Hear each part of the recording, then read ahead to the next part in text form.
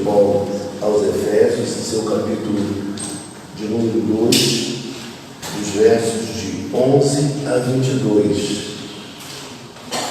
Versos 11 a 22. Efésios capítulo 2, versículos de 11 a 22. O título da nossa mensagem é Uma Nova Humanidade em Cristo. Uma nova humanidade em Cristo. Diz assim a palavra do Senhor, Efésios capítulo 2, versículos de 11 a 22.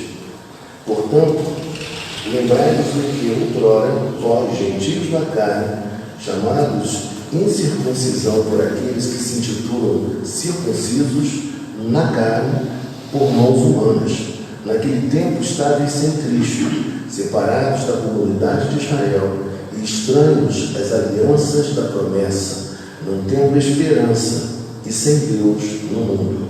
Mas agora, em Cristo Jesus, vós que antes estáveis longe, fostes aproximados pelo sangue de Cristo, porque Ele é a nossa paz, o qual de ambos fez um, e tendo derribado a parede de separação que estava no meio, a inimizade, aboliu na sua carne a lei dos mandamentos na forma de ordenanças, para que dos dois criasse em si mesmo um novo homem, fazendo a paz, e reconciliasse ambos em um só corpo com Deus, por intermédio da cruz, destruindo por ela a inimizade. E vindo, evangelizou paz a vós outros, que estáveis longe, e paz também aos que estavam perto, porque por ele ambos temos acesso ao Pai em um Espírito. Assim já não sois estrangeiros e peregrinos, mas concidadãos dos santos, e sois da família de Deus, edificados sobre o fundamento dos apóstolos e profetas, sendo ele mesmo, Cristo Jesus, a pedra angular, na qual todo edifício bem ajustado cresce para santuário dedicado ao Senhor, no qual também vós juntamente estáis sendo edificados para a habitação de Deus no Espírito. Vamos orar mais uma vez. Senhor, nosso Deus, nosso Pai, queremos te agradecer pela tua palavra. Espírito Santo, ilumine, Pai, a minha mente, aqueça o meu coração, para que a tua palavra seja proferida de maneira clara, mas ao mesmo tempo com calor e com entusiasmo. Que o Senhor venha falar ao nosso coração, venha trazer aprendizado, conhecimento ainda maior da tua palavra a cada um de nós. É assim que nós te rogamos e te agradecemos por tudo, porque te oramos em nome santo de Jesus Cristo, o teu Filho amado. Amém.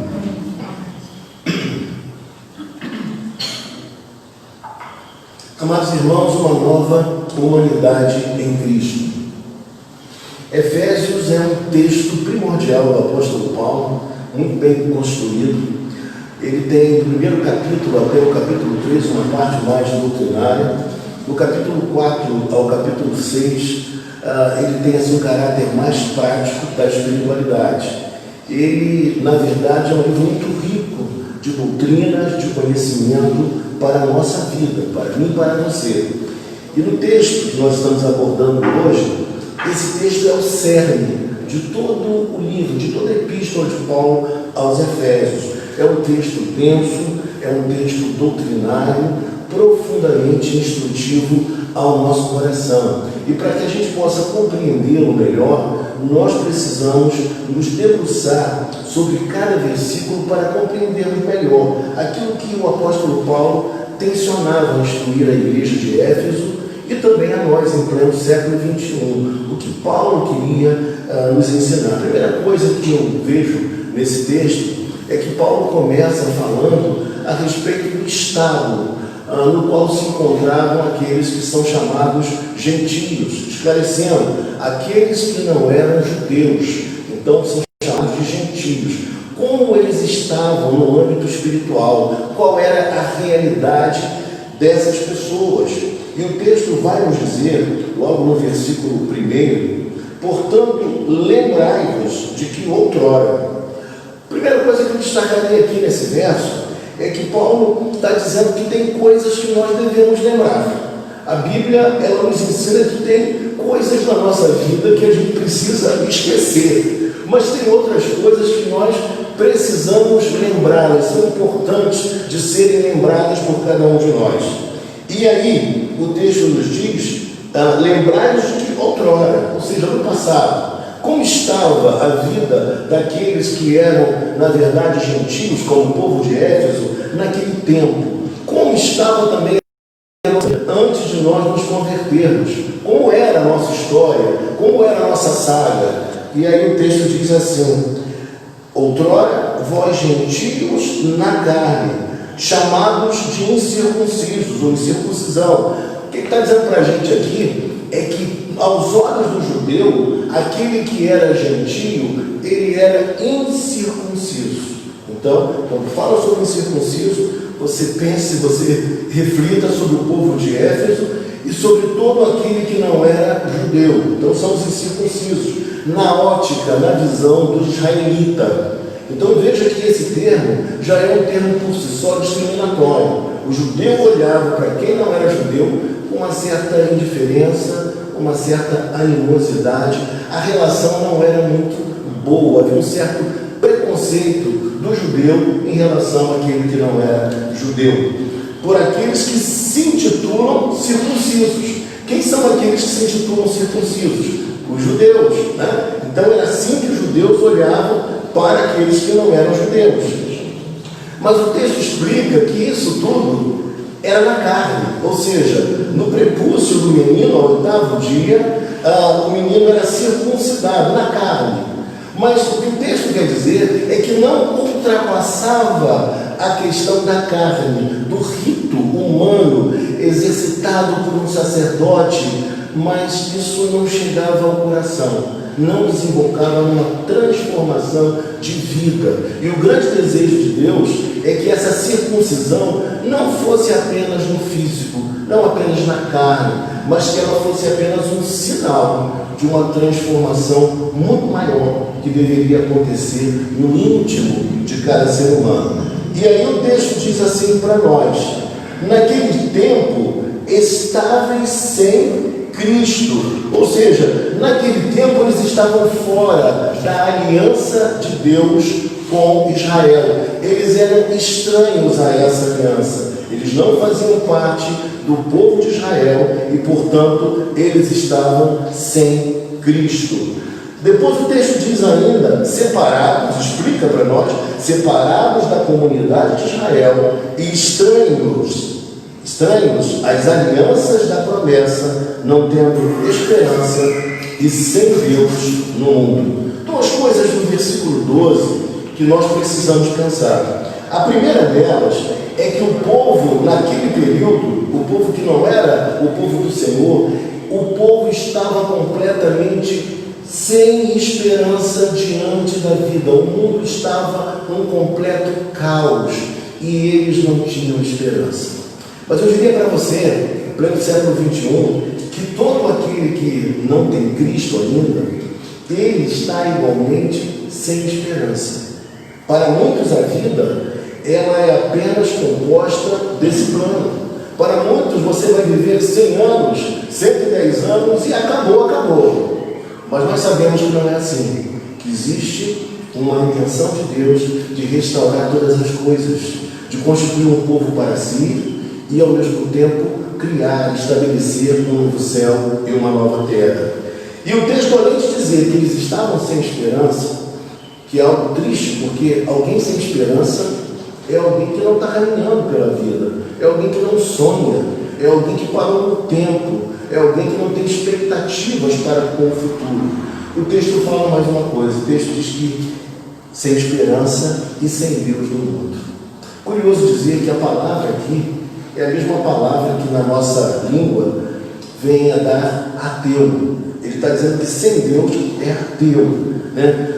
Mas você vai me dizer, mas pastor, eles não eram politeístas, eles não acreditavam em vários deuses. Lá, por exemplo, em Éfeso não tinha a deusa Diana dos Efésios. Sim, perfeito. eles eram politeístas. Mas o que Paulo está querendo dizer é que, embora acreditando em diversos deuses, eles não acreditavam no único e verdadeiro Deus manifestado na pessoa bendita de Jesus Cristo. Então, na verdade, eles não tinham Deus, eles não tinham uma relação com o verdadeiro Deus. Portanto, religiosos, mas sem conhecer o Deus verdadeiro. E mais, quando o texto nos fala que eles estavam sem esperança, eles estavam desconhecendo algo muito importante, que muita gente em nossos dias também desconhece, que havia um propósito da parte de Deus para que eles fossem salvos, que eles viessem a fazer parte do povo santo, do povo da aliança, de uma aliança da graça, e eles desconheciam essa verdade. E o que isso tem a ver com você e comigo hoje? Existem muitas pessoas à nossa volta, amigos, parentes, colegas de trabalho, que eles desconhecem, que eles ignoram os propósitos de Deus, que Deus tem um grande propósito de formar uma nova humanidade e de salvá-los também, de conceder perdão, de restaurar suas vidas e dar uma nova oportunidade, um novo começo existencial. Então, é importante que a gente entenda que tem muita gente desanimada nesses dias, para baixo, achando que tudo é negativo, que tudo é o fim, porque elas não conhecem a mensagem do único e verdadeiro Deus. Elas podem ser religiosas, elas podem acreditar em diversas divindades, elas podem frequentar ritos, cultos, mas elas precisam conhecer o verdadeiro Deus, porque sem o verdadeiro Deus não há a genuína esperança para a existência humana. E na sequência, o texto nos diz assim: mas agora, veja comigo que essa adversativa aqui no versículo 13 vai apontar para um novo tempo que se inaugurou para eles, uma nova época, um novo período, um novo instante. E o texto diz assim: mas agora, em Cristo Jesus, e isso faz toda a diferença no texto, vós que antes estáveis longe, fostes aproximados pelo sangue de Cristo. Primeira coisa que eu destacaria, que agora o povo de Éfeso estava em Cristo. Agora eu e você estamos em Cristo. E se nós estamos em Cristo, nós que antes estávamos longe, ou seja, os gentios que estavam longe, nós agora fomos aproximados. Sabe o que significa dizer? É que esse termo aproximar, aproximação, na língua hebraica naqueles dias, isso na cultura hebraica tinha um sentido de alguém que foi aproximado porque veio a fazer parte do povo da aliança, do povo de Israel. Uma palavra que você conhece, eu sei que você conhece, é o prosélito. É aquele que se converteu ao judaísmo. Ele saiu daquela cultura pagã e veio para o judaísmo. É um prosélito. Mas olha que coisa interessante. Quando ele se tornava prosélito, ele se tornava agora integrante, aproximado daquele povo, do povo da aliança. E em segundo lugar, ele estava agora ligado ao Deus da aliança. Uma reconciliação horizontal entre as pessoas, o gentio e o judeu, e uma reconciliação, o que? Vertical, o homem e o Deus da aliança. Então, o status agora é outro, a realidade espiritual dentro daquele contexto seria outra. Mas aí o texto nos fala que aqui eles não foram aproximados do povo de Israel apenas, mas eles, através de Cristo Jesus, eles foram aproximados pelo sangue de Cristo, ou seja, é o sangue de Cristo que nos aproxima desse povo santo, que nos traz para perto e que nos liga, nos vincula ao próprio Deus Criador dos céus e da terra. Ele está falando para nós aqui de uma realidade como era, e uma realidade que se tornou completamente diferente para aquele que era alheio ao conhecimento de Deus. E é assim que acontece ainda hoje. Aquelas pessoas que não conhecem o verdadeiro, elas também são aproximadas, mas elas não são aproximadas por um rito religioso. Elas não são aproximadas porque passaram a fazer parte de uma igreja ou de alguma religião. Elas são aproximadas pela pessoa bendita de Jesus Cristo. É Jesus Cristo que faz toda a diferença no cenário. E aí o texto prossegue dizendo, veja comigo ainda, versículo 14. Porque Ele é a nossa paz. Ele é a nossa paz conosco mesmo. Ele é a nossa paz com o nosso irmão, com o nosso amigo, com o nosso próximo. Mas Ele é, acima de tudo, a nossa própria paz com Deus. Ele restaura os nossos relacionamentos, o qual de ambos fez um. De judeus e gentios, Ele fez um povo só, porque o seu intento não era um intento que houvesse separação entre os povos. E você sabe muito bem, Isaías nos fala a respeito disso, que Deus tinha um propósito. Que propósito era este? Que o povo de Israel fosse luz para os gentios, que o conhecimento do Deus verdadeiro chegasse aos demais povos através de Jesus Cristo, sendo comunicado pela igreja, porque uma vez que Israel não fez. Como Israel não cumpre o seu papel, quem vai cumprir esse papel é a própria igreja. É a igreja que faz isso. Então, diz o texto para nós, e tendo derribado a parede. Você deve estar perguntando assim, pastor, mas que coisa estranha. Que parede é essa? Que história é essa? Está falando de dois povos, está falando de uma parede. O que seria isso? Aqui no caso, meus irmãos, o texto está dizendo que quando Jesus ele se entrega, ele se doa na cruz, aquilo que separava e que impedia, que atrapalhava a relação do gentio com aquele que não era gentio, aquele que era judeu, era justamente as normas da lei. Eu não sei se você sabe disso, mas a lei ela se subdividia em lei civil, que era uma lei específica para Israel. Havia também a lei cerimonial, que tratava da relação do judeu no culto, para se aproximar de Deus, a purificação, todos aqueles ritos que envolviam o povo de Israel diretamente. E também a lei moral. A lei moral para nós hoje é muito importante ainda. Por exemplo, os 10 mandamentos, eles são importantes para nós.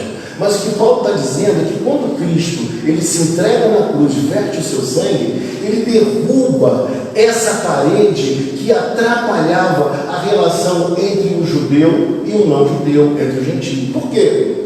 Porque para quem não era judeu, era muito difícil lidar com aqueles costumes, aquelas regras, aquelas restrições alimentares e uma série de comportamentos que para os demais povos era algo estranho, era algo pesado, era algo que dificultava. Então o texto vai dizer que ele aboliu com isso. A parede foi derrubada. Mas a lei moral não é importante? Então, em que contexto essa lei era tão negativa assim? Essa lei era negativa tanto no aspecto cerimonial, como também na ideia desenvolvida entre os judeus, que a salvação se daria através do esforço próprio, através do cumprimento da lei. Essa ideia estava na mente, na cabeça do judeu, e ele pensava assim. E, portanto, ele acabava sendo alguém exclusivista, alguém que não se relacionava, alguém que olhava para os outros povos com muito preconceito. Se, por um lado, a lei ajudou Israel a se manter um tanto quanto como um povo puro, como um povo santo, distanciado daquilo que era negativo nos demais povos, por outro lado, a lei trouxe um prejuízo muito grande, porque Israel começou a se achar um povo totalmente especial, um povo melhor. E por conta disso não cumpriu o seu papel previsto por Deus, que era de levar o seu conhecimento às demais nações. Então ele fala que essa parede foi derribada, essa parede de separação que estava no meio e que gerava inimizade entre os povos. O judeu olhava para quem não era judeu de maneira discriminatória.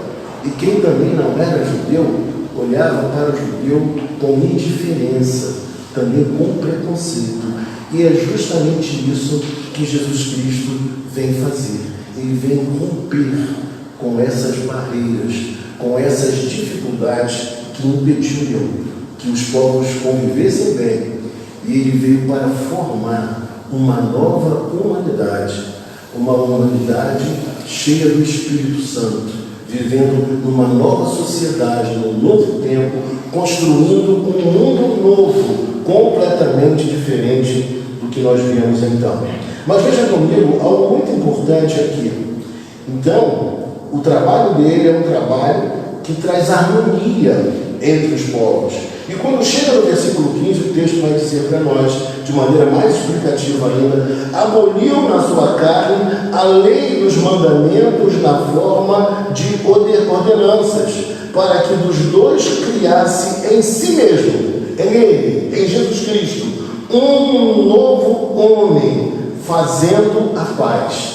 E quando nós pensamos em fazendo a paz, a ideia é estabelecendo a paz, criando a paz entre aqueles que estavam vivendo de forma beligerante, aqueles que não se davam, aqueles que não se entendiam. Só Jesus Cristo pode fazer esse papel. Eu não sei se você já teve um dissabor com alguma pessoa querida, ou alguém que você desejasse ter uma boa amizade, uma boa relação. Como a gente que é do bem, que é da paz, como a gente anseia, como a gente deseja que aqueles conflitos deixem de existir para que a gente possa viver em paz. E não há nada que o homem mais deseje do que a paz. A paz é profundamente libertadora em todos os sentidos da existência humana. E aí, olhando para o texto diz assim para nós: e reconciliasse ambos em um só corpo com Deus, por intermédio da cruz. E aí você veja como a pregação do Evangelho não pode responder das pessoas à cruz. A pregação do Evangelho essencialmente é uma pregação que menciona, que enfatiza a cruz, porque é justamente a cruz que promove reconciliação. É a entrega de Jesus, é a morte de Jesus na cruz que faz isso por mim e faz por você. E foi essa morte que destruiu, como diz o texto, por ela a inimizade entre os povos. Agora, dentro de uma mesma comunidade, nós podemos ter gentios e judeus. Nós podemos ter pessoas das mais variadas culturas, pessoas com as concepções mais diversas, pessoas que vêm de outras regiões do país ou até mesmo do globo terrestre. É possível essa convivência, não pode mais haver essas barreiras e essas paredes. E nós, como cristãos, nós não podemos soerguer essa parede que foi derribada. Nós não podemos levantar mais paredes que impeçam a comunhão entre os povos, entre as pessoas. Nós não podemos estabelecer regras humanas que dificultem o exercício da boa espiritualidade e a chegada de novas pessoas à fé em Cristo Jesus. Os costumes de uma região ou de outra região não podem ser empecilho para que as pessoas abracem a fé em Cristo. Mas até então, era isso que acontecia. O gentio olhava para o judeu com uma certa desconfiança.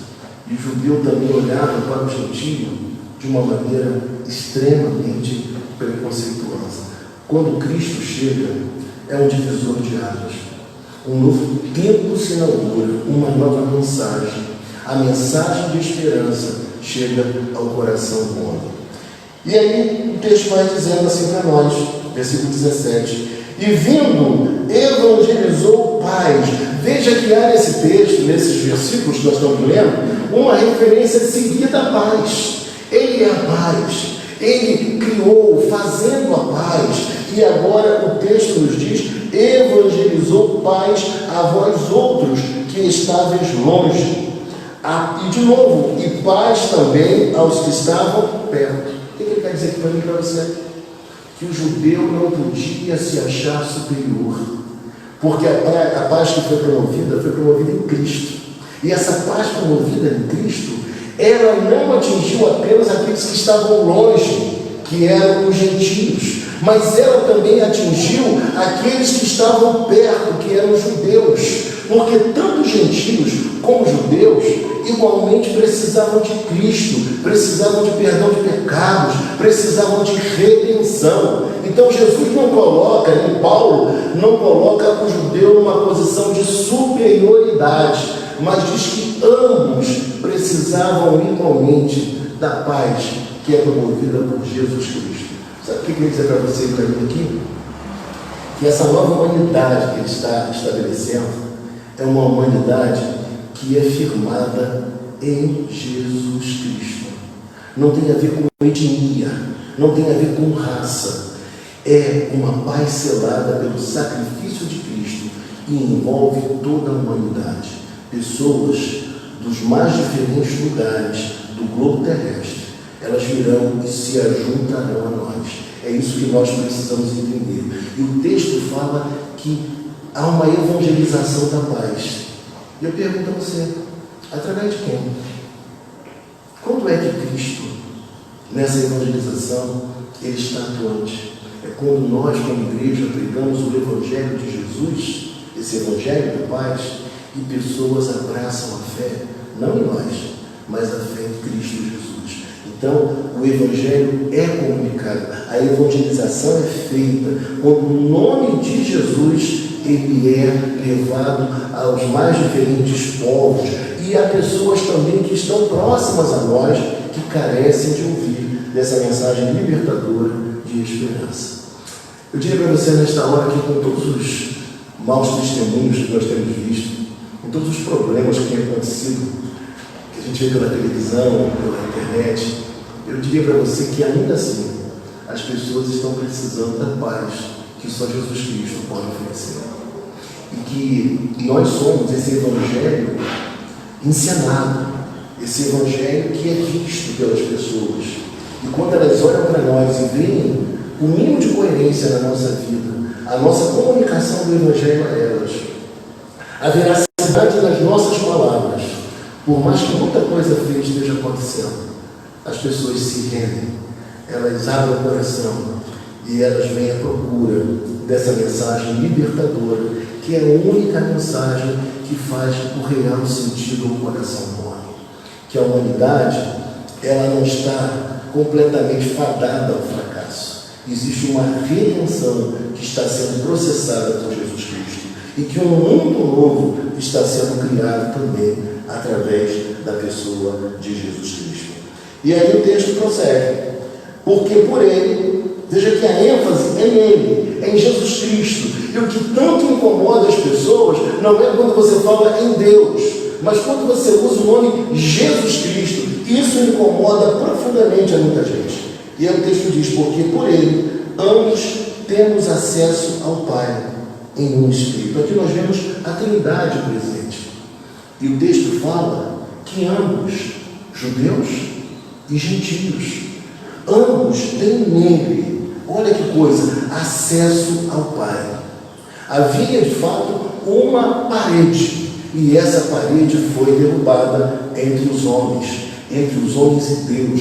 Diz que do alto a baixo o véu se rasgou, e hoje nós temos livre acesso ao Deus Todo-Poderoso.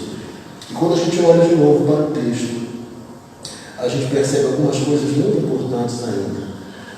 Assim, já não sois estrangeiros e peregrinos. Aquele que era de Éfeso já não era mais estrangeiro e nem peregrino. Também o judeu que era somente judeu na etnia, ele agora também faz parte do povo, desse novo povo, dessa nova humanidade criada em Cristo Jesus. E o texto diz, mas concidadãos dos santos, e sois da família de Deus. Ou seja, um novo Israel, um novo povo, uma nova gente criada por Jesus Cristo, com novos valores, com uma nova perspectiva existencial e com um novo status espiritual. Nós não somos mais como nós éramos. O povo de Éfeso já não seria mais o mesmo povo pagão, politeísta, mas agora um novo tempo.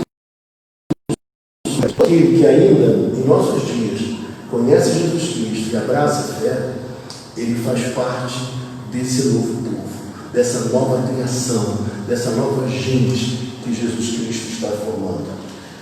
E aí o texto consegue nos dizendo, depois de falar dessa nova família, dessa família que é o novo Israel, não mais o reino Israel étnico, mas agora o novo Israel, diz assim o texto no verso 20, edificados sobre o fundamento dos apóstolos e profetas. Repare comigo uma coisa, olhe para a Bíblia, olhe para o texto, e veja que aqui aparece o termo apóstolos e profetas. Estou certo? Está olhando para a Bíblia na parede? Apóstolos e profetas. Não seria o natural se imaginar profetas, porque é o Antigo Testamento, vai lembrar os profetas, e depois apóstolos? Não seria essa ordem? Sim ou não? Não é interessante isso? Eu vou explicar a você por que isso acontece.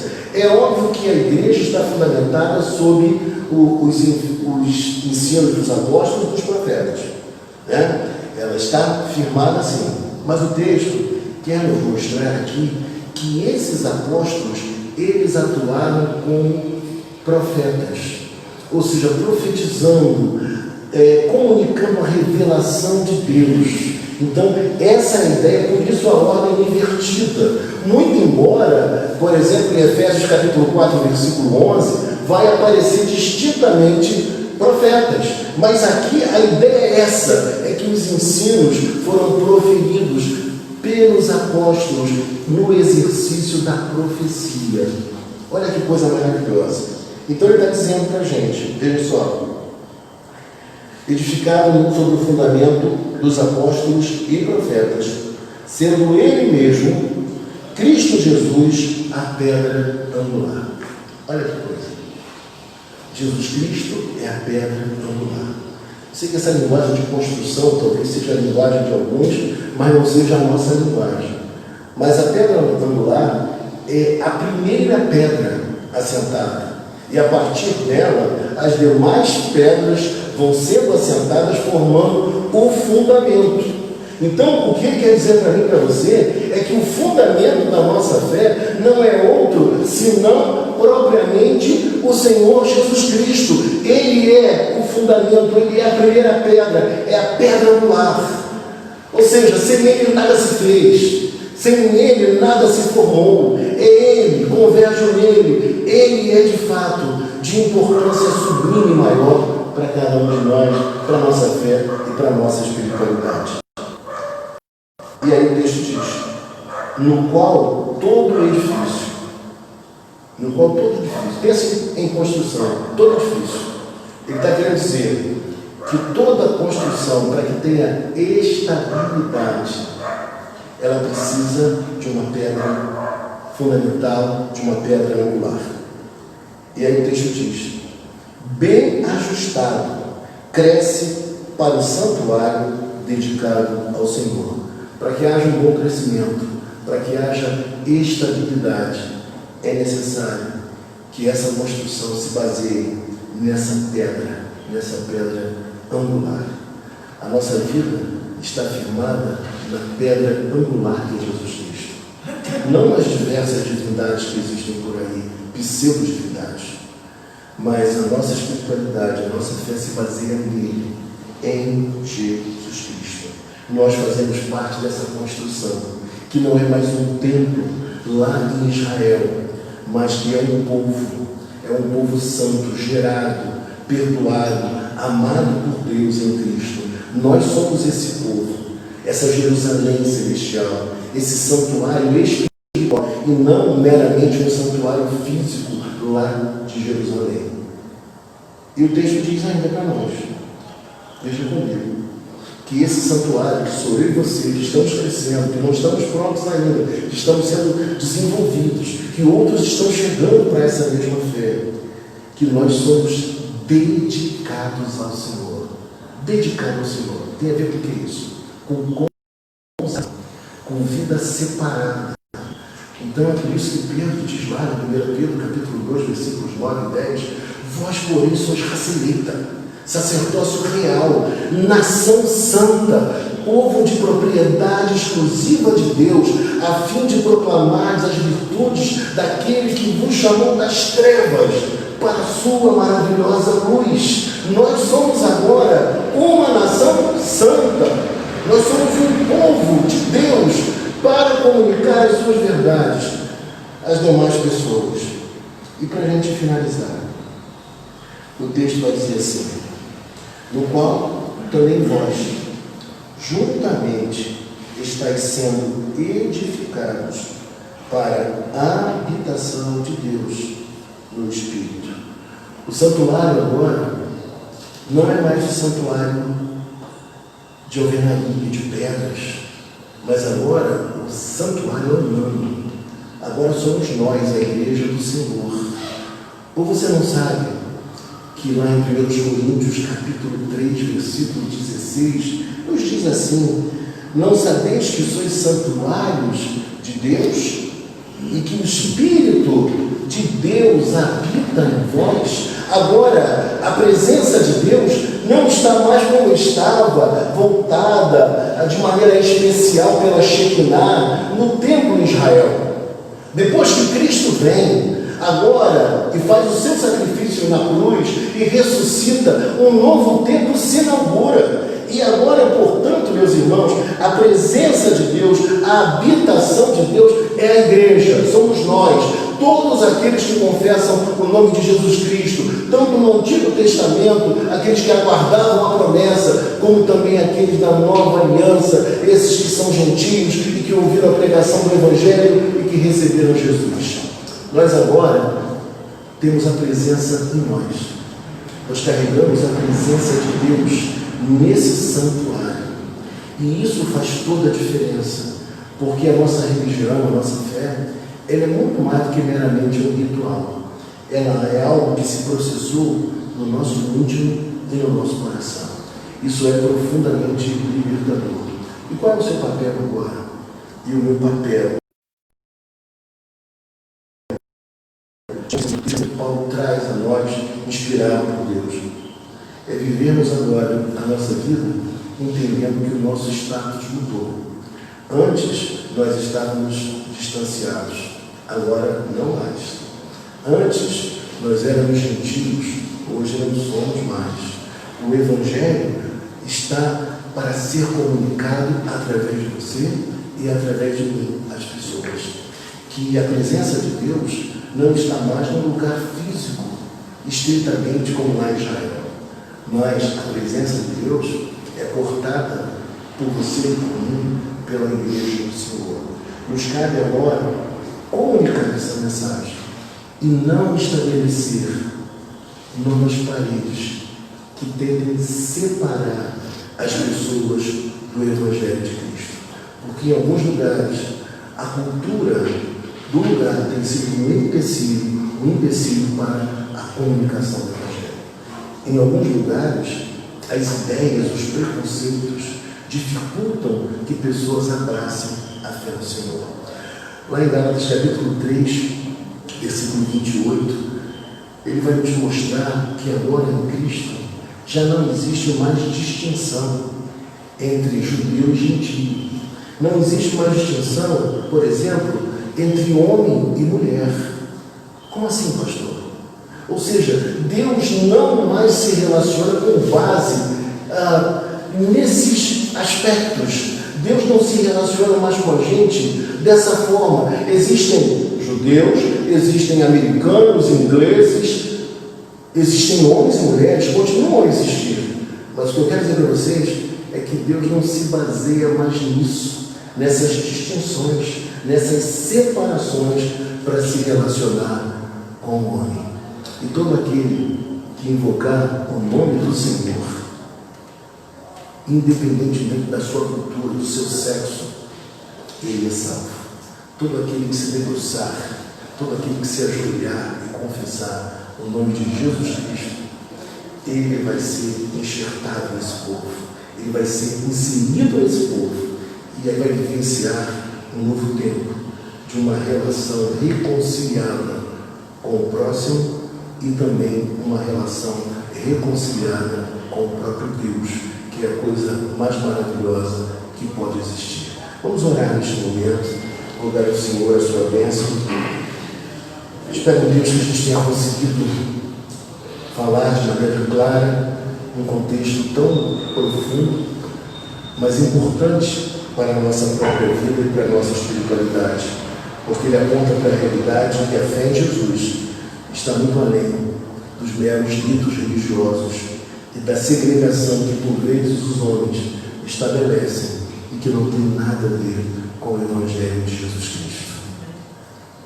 Senhor Deus e Pai Celestial, nós queremos te agradecer por esta manhã, pela Tua Palavra, ó Deus, e te pedir nesta hora que esse conteúdo, Pai, tão profundo, ele possa ter sido compreendido por cada um de nós, que possamos entender como nós éramos, como nós estávamos, ó Deus, que estávamos sem Cristo, Teu Filho, e que agora o nosso status mudou, mas a nova realidade se apresenta na nossa vida.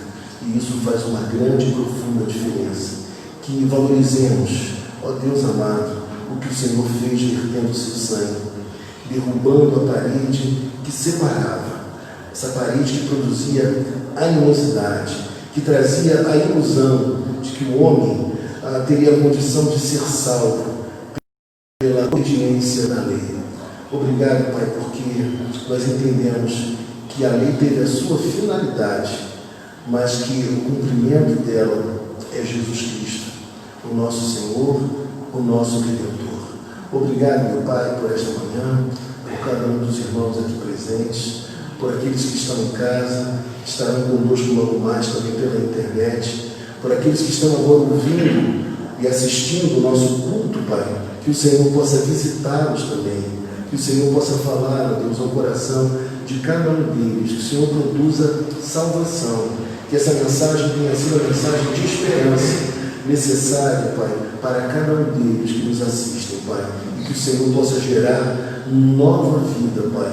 Ó Deus, que as pessoas entendam que o Senhor está formando um povo, restaurando um povo, que o Senhor está renovando, ó Deus, de maneira toda especial a terra, e que um dia esse povo que foi salvo, que está sendo produzido por Cristo, que esse povo habitará num novo céu e numa nova terra, um novo mundo. Portanto, a esperança para todos nós, que quando olhamos para a nossa precariedade, quando olhamos para a nossa própria saúde, para as nossas enfermidades, ó Deus, advindas pelo tempo, quando nós olhamos para a nossa finitude, ó Deus, que nós possamos, Pai amado, sempre lembrar da esperança que o Teu Evangelho traz, e que aqueles que nos ouvem, nos assistem, eles possam entender que há esperança para eles também, de uma vida nova, de uma vida futura, de um novo céu, de uma nova terra, em Cristo Jesus. Mas que tudo isso é obtido através da pessoa de Jesus Cristo.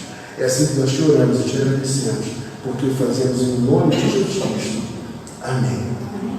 Receber a bênção, que o amor de Deus o Pai, que a graça do nosso Senhor e Salvador Jesus Cristo, e que as doces, ternas e eternas consolações do Espírito Santo sejam sobre todo o povo do Senhor, espalhados sobre a face da terra e sobre cada um de nós hoje aqui. Amém. Amados irmãos, eu quero apenas lembrar a vocês que no próximo domingo, às 9 horas, nós teremos a nossa Santa Ceia. Então, você que pretende vir, dê o seu nome, porque nós teremos a Santa Ceia depois de 6 meses aproximadamente, né? Então teremos a Santa Ceia aqui na igreja, você não deve ficar de fora. E também avisar você que logo mais à noite nós teremos o nosso culto através do Zoom. O reverendo Ricardo vai trazer a palavra nesta noite e nós queremos contar com a presença de cada um de vocês, tá bom? No mais, um excelente domingo, que vocês possam sair de maneira bem ordenada, porque nós temos um cuidado para não haver aglomeração, né, colocando em risco a nossa vida e também a vida dos nossos queridos que estão em casa. Então, que Deus abençoe a cada um de vocês, rica e copiosamente, em nome santo de Jesus Cristo. Amém.